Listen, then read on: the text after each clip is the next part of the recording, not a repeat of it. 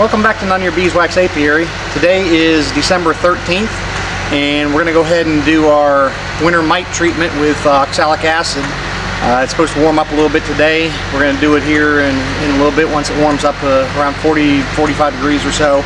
We want the bees to be all in the hive. We don't want them to be flying. It's supposed to get up to the mid-50s today, so they're definitely going to be flying. So we want to get them before it gets that warm so we get most of the bees in the hive, but we also want them to be loosely clustered. We don't want them to be tightly clustered. It was in the low 30s overnight, so we'll let it warm up a little bit. We're going to go ahead and do the one of the treatments. Last week we went ahead and put all of our sugar boards on the hives. I think it was really cold this past week for us. So we went ahead and didn't know when we were going to get another break in the weather, so I wanted to make sure I got them on. So we put them on all the hives, except one, because I miscounted when I made sugar boards for this year and I was one board short. So I fixed that, and we'll show you what I'm going to do to fix that, because it's a little bit too late to make a full candy board like I have been, because till it dries out and hardens up, we're going to be well into January by then. So we'll show you what I'm going to do to fix that, but we'll go ahead and get started with the oxalic treatments first. So the first thing I want to do is I want to go ahead and clean out all the bottom boards first. I do this periodically through the winter, keep all this crap from being underneath there, keep the pests away. So we're just going to scrape all the stuff that falls through there off. That way we can also come back and check and see what our mite drop is after we do the treatments.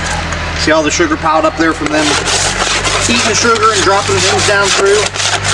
Don't want to leave that in there. That'll attract ants when it gets warmer. So before we get started, let's crack open the top of one of our single deeps here. We put the candy board on, take a peek inside. You can see candy boards here. Looks like I got a couple of bees that are starting to eat it right there. They're starting to move up and eat. So, okay, we're just going to keep an eye on that throughout the winter, and we'll add sugar blocks back in as we need to.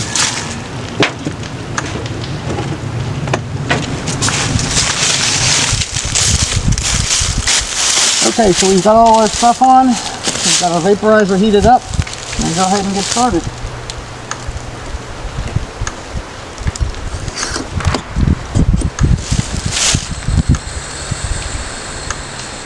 We use the sock down here to kind of block off some of the hive, so it keeps the vapors down into the hive a little bit more. And then once we're done, we'll go ahead and just cover the opening just for a few minutes, just to keep everything in there until it all settles out.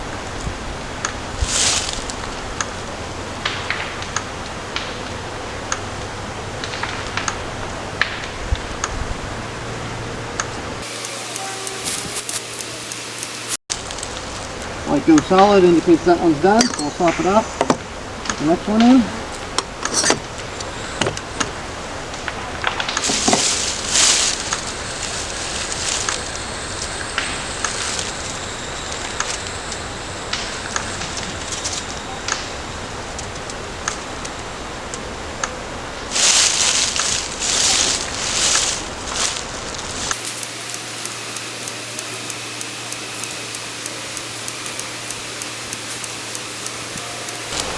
Okay, we're done with that one. Just cover the opening for a little bit.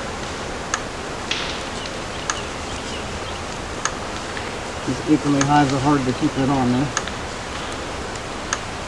I'm just going to do this.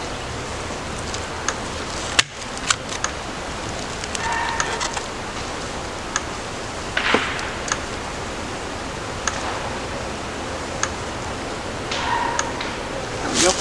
Okay, so let's move on to the next one.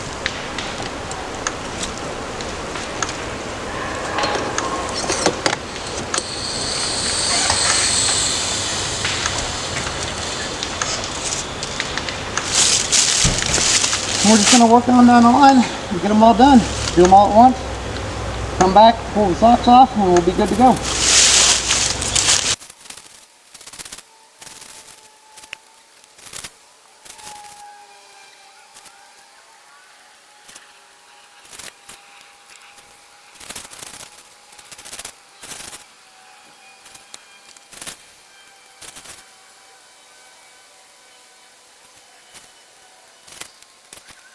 Okay, so we're done with all the treatments. As you can see, the bees are starting to get a little more active and flying and stuff, so that's good. We got them done before they were really flying around.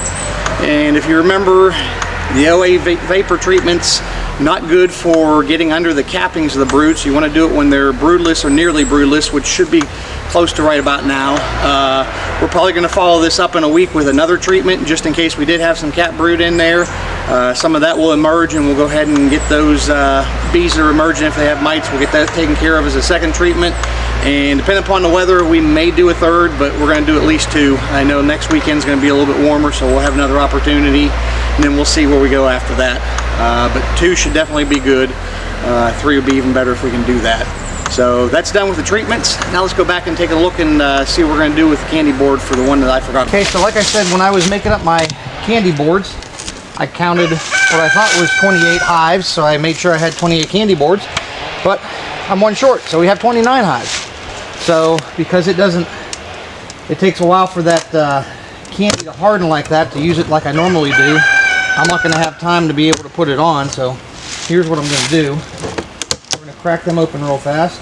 They're right there at the top, but they're not too bad, so we don't need a smoker. Good thing we didn't light it. You can see they're a little agitated. They don't like being opened up in the winter. That's our hive beetle traps. We're pulling them off now because we're putting this on. So what I did is I made another candy board frame, and in the bottom here I just put some wax paper, and that wax paper is going to hold this sugar. What we're going to do is we're going to sprinkle a little bit of sugar all over this wax paper here.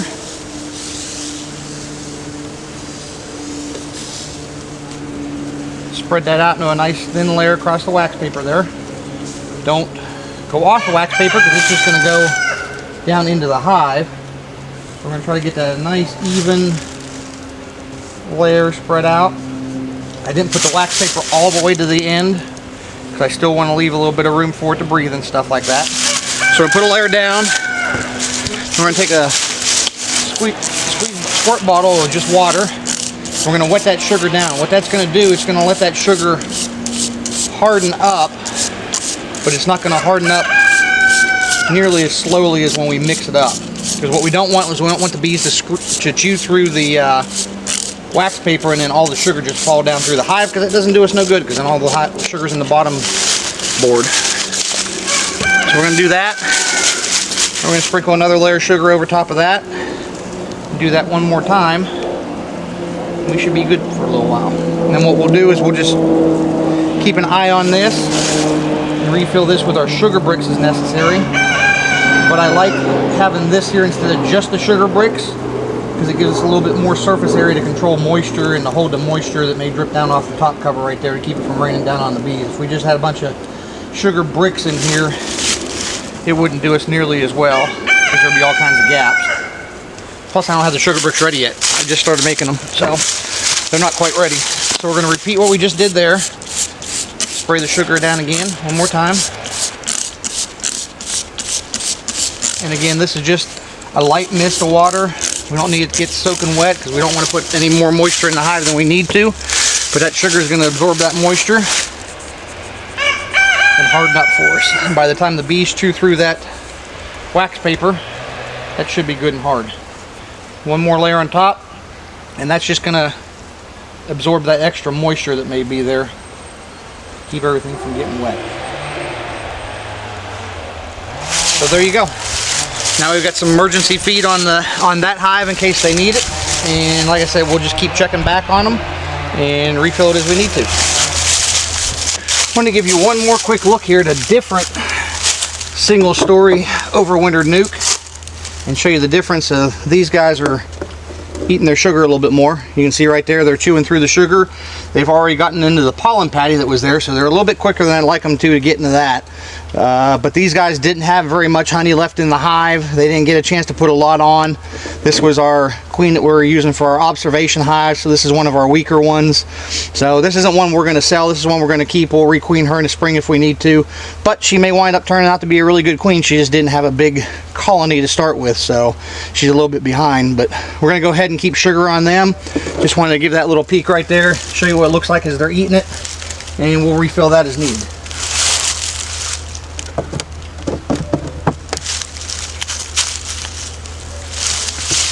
And that's it for today. Like I said, we're going to come back in about a week or so and do another OA vapor treatment on the hives. That'll be our second one. If we get some good weather, we'll do a third one, but if it stays cold, then we won't worry about it. We should get a good mite kill with these because the hive should be near broodless. There's probably a little bit of brood in there, but they should be nearly broodless. I don't know that we ever go completely broodless here, but we should have got a good kill with the 2 treatments there, and that's about it. So be sure to like and subscribe to the channel and follow us for future updates. Thank you.